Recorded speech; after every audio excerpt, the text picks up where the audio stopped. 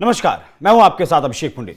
फिलहाल मौजूदा वक्त में अमेरिका और ईरान का तनाव चरम पर है। दोनों देशों के बीच अगर युद्ध हुआ तो ये युद्ध या फिर ये लड़ाई दो देशों के बीच की लड़ाई नहीं होगी, ये दर्जनों देशों की लड़ाई होगी और पूरी दुनिया को ये लड़ाई प्रभावित कर सकती है। क्योंकि अगर अमेरिका ने ईरान पर हमला किया और ईरान ने जवाबी कार्रवाई करते हुए अमेरिका के बेसिस को टारगेट किया, वो सऊदी अरब में हो, कुवैत में हो, कतर में हो, ओमान में हो, इन बेसिस को अगर टारगेट किया या फिर इजराइल को टारगेट किया तो दुनिया में जो ऊर्जा का स्रोत है, मतलब कहें कि जो तेल भेजा जाता है गल्फ कंट्रीज से, वो पूरी तरीके से प्रभावित हो जाएगा।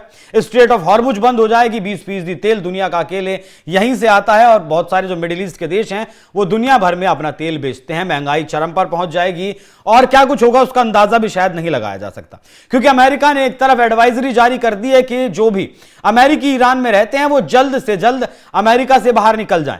जिन लोगों के पास ड्यूअल नागरिकता है, ड्यूअल सिटीजनशिप है, दोहरे नागरिकता, मतलब ईरान की भी है और अमेरिका की भी है, वो भी ईरान का पासपोर्ट दिखाकर वहां से निकल जाए। क्योंकि कुछ ही वक्त बाद ईरान की धरती पर किसी भी देश की फ्लाइट नहीं उतरेगी, फ्लाइटें रद्द हो सकती हैं और इन्हें सलाह दी गई है कि तुर्की या फिर आर्मेनिया के बॉर्डर में ये चले जाएं, बॉर्डर पार कर लें, क्योंकि ईरान में कुछ तो बड़ा होने वाला है। इसके जवाब में ईरान की तरफ से अपने मिसाइल सिटी में 2000 किलोमीटर से भी ज्यादा दूरी की मिसाइलें तैनात कर दी गई हैं। क्या मायने हैं अमेरिकी एडवाइजरी के और क्या मायने हैं ईरान की मिसाइल सिटी में 2000 किलोमीटर से भी ज्यादा लंबी मिसाइलों की खेप तैयार कर देनी? पहले आप समझिए, अमेरिका और ईरान के बीच की दूरी लगभग 11,500 किलोमीटर बताई जाती है। आमतौर पर इसी दूरी को मापा जाता है ईरान के मध्य भाग से अमेरिका के मध्य भाग तक। और अगर एक फाइटर जेट उड़े अपनी मतलब जो उसकी टॉप स्पीड होती है 800-900 किलोमीटर प्रति घंटा के हिसाब से, तो 12 से 13 घंटे ईरान को अमेरिका तक पहुंचने में लगेंगे। वॉशिंगटन डीसी जो अमेरिका की राजधानी है और जो ईरान की राजधानी, उसके बीच की अगर बात करें तो लगभग 10,000 किलोमीटर की दोनों के बीच दूरी है। अगर अमेरिका के मिडिल ईस्ट में मौजूद सैन्य बेसिस की बात करें, जैसे कतर हुआ, बहरीन हुआ, यूएई हुआ और अरब सागर में जो युद्धपोत है उनकी बात करें, तो इनकी दूरी 300 किलोमीटर से 1500 किलोमीटर के बीच में आ जाती है और 2000 किलोमीटर लंबी दूरी की मिसाइलें ईरान ने तैनात की हैं। तो समझिएगा कहानी को। बाकी अमेरिकी एयरक्राफ्ट कैरियर जो फिलहाल यूएसएस अब्राहम लिंकन फिलहाल तैनात है, ये ईरान से लगभग 800 से 900 किलोमीटर की दूरी पर है। यहां भी देखिए कि ईरान ने तैनात की हुई कितनी दूरी की मिसाइलें हैं, 2000 किलोमीटर की। तो ईरान की जो इसका मायने समझ लीजिए, ईरान के जो रिवॉल्यूशनरी गार्ड्स कॉर्प्स, जिन्हें आईआरजीसी के नाम से आप जानते हैं, उसने एक अंडरग्राउंड मिसाइल सिटी बनाई हुई है।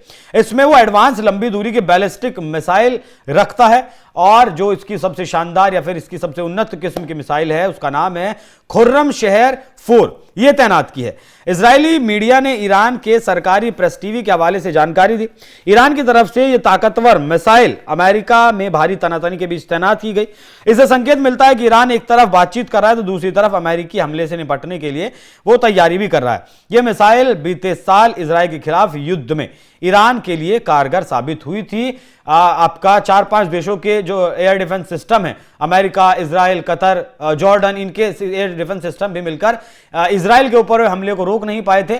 4 से 5% मिसाइलें ईरान के इजराइल में जाकर फटी थी। मतलब अगर 100 मिसाइल ईरान की तरफ से दागी गई थी तो 4 से 5 मिसाइलें ईरान में जाकर फटी थी और इन मिसाइलों को वो रोक नहीं पाया था। खुर्रमशहर की अगर बात करें तो 2000 किलोमीटर इसकी रेंज है और 1500 किलोग्राम तक का वॉरहेड ये अपने साथ लेकर जा सकती है। ये खतरनाक कितनी है इसकी अगर बात करें तो अंदाजा लगा लीजिए कि 1500 किलो तक का वॉरहेड अपने साथ ही लेकर चली जाती है। इसकी सटीकता 30 मीटर है। इसकी रफ्तार वायुमंडल के बाहर मैक 16 और वायुमंडल के अंदर मैक 8 तक पहुंचती है। मतलब लगभग 15,000 किलोमीटर प्रति घंटा की रफ्तार से चल सकती है। इसे रोकने के लिए एयर डिफेंस सिस्टम और रिएक्शन टाइम काफी कम होता है। ईरान की missile manoeuvrable re entry vehicle, mid air guidance, कम रडार, क्रॉस सेक्शन और इलेक्ट्रॉनिक युद्ध की उच्च गति से प्रतिरोध से लैस है। बाकी एक तरफ बातचीत भी है और दूसरी तरफ आपका मिसाइलें भी तैनात कर दी गई हैं। तो यह दिखाता है कि ईरान बातचीत करने के लिए तैयार है, लेकिन अपनी शर्तों पर। जिस तरीके से अमेरिका की तरफ से शर्त रखी गई है कि ईरान के पास जो न्यूक्लियर है, जो उसने संवर्धित किया हुआ है 400 किलोग्राम से ज्यादा, उसे या तो वो नष्ट करेगा या फिर वो अमेरिका को सौंप देगा, लेकिन ईरान ने वैसा करने से मना कर दिया है। एक तरफ अब अमेरिका पर तो सीधा मिसाइलों से हमला ईरान नहीं कर सकता है, लेकिन अगर ईरान के ऊपर हमला हुआ तो वो मिडिल ईस्ट को दहला सकता है पूरी तरीके से। और इसीलिए मैंने शुरुआत में कहा कि मिडिल ईस्ट अगर अस्थिर होता है तो दुनिया में तेल की कमी हो सकती है, महंगाई, बेरोजगारी चरम पर अपने पहुंच सकती है। तो ये दो देशों के बीच की लड़ाई नहीं होगी, दर्जन भर से ज्यादा देश इसमें हिस्सा लेंगे। बाकी आप लोग इस विषय पर क्या सोचते हैं, कमेंट बॉक्स में अपनी राय जरूर दीजिएगा। नमस्कार।